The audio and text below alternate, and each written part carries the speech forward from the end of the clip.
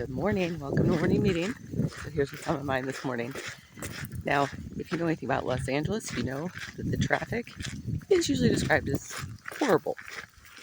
Some people probably use stronger words, stronger language than that. But yeah, the traffic is really not great in Los Angeles. But here's the thing. Years ago, when I was working in California, I was in another area, Monterey Bay Area. Beautiful, by the way. Highly recommend going there. But I was driving around and I was heading somewhere. I can't remember where. And I got to my destination. I was wandering around. I think I was going there so I could find a place to eat dinner. And it was a popular spot, but I don't remember the name of it. And I ran into a police officer.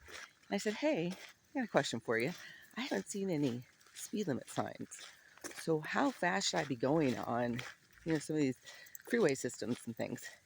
And he looked at me and dead serious said, "Go with the flow of traffic." I said, "What?" He said, "Go with the flow of traffic." I said, "Oh, okay. So I'm not going to get a ticket if I'm going with the flow of the traffic." He said, "Nope." Alrighty then.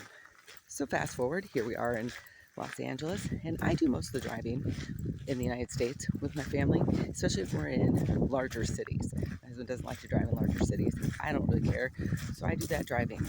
And so I was the primary driver in LA. And yes, it is, it's a lot. But here's the thing, and I found this in other places too. People generally are not assholes when they're driving. They will let you in, and it can be kind of scary trying to merge into a string of traffic that's going 90, easily going 90. That can be a little, heart-stopping at times to do that. But people generally aren't assholes, and they will let you merge in. They know you need to, and they're going to let you. At the same time, though, you have to be willing to do it. You have to commit to that action. You can't sort of kind of move over, because then the other drivers have no idea what your intent is. And you have to be able to signal that. The way you signal that is starting to make those moves using your indicator lights, that sort of thing. That's what tells them what your intent is when you're going to come in. So in LA, that was the case. And driving even on the city streets where it can get backed up, because I like to drive surface streets as much as I can to get to know a community. More on that another time, I suppose. um, I only encountered major delays maybe twice the whole 2.5 weeks we were there on surface streets. But even on surface streets, you have to be willing to communicate with people. And what I learned a long time ago living in Miami is that communication sometimes involves using your hands, rolling down your window, using your hands, making eye contact with another driver so they know, hey, I really do need to get in. Can you just let me get in front of you? Because sometimes they're not going to let you do that unless you communicate the right way. You have to know the language of the environment you're in to communicate. Sometimes it's with a little toot of the horn, sometimes it's hand signals, and I don't mean flipping somebody the bird, not that, but just communicating. So we're driving along, and that's one of the things that I did. I needed to merge into another lane.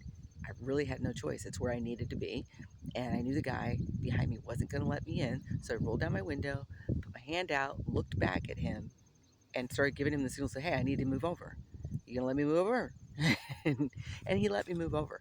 Now my husband was quite surprised by this. And I'm like, hey, I've traveled all over. He knows I've traveled all over. I'm like, these are skills that I learned early. I lived in New York. I lived in Miami. I lived in a lot of big cities. I didn't drive in New York, but I learned a lot from being there and being in lots of taxis, basically in traffic in New York. So the overall point is, a couple lessons. Go with the flow. Go with the flow. It makes things a lot easier. And in Stoic philosophy, it's that idea of if you're worrying about something, you're really making yourself suffer a lot more than you need to. It may or may not happen. So go with the flow, right? So go with the flow of the traffic. Learn the language of the situation that you're in. That's really amazingly helpful. So learn the language of the situation you're in, and then use that language. Communicate early, communicate often. So that's what's on my mind this morning. Hope you have a good one. See ya.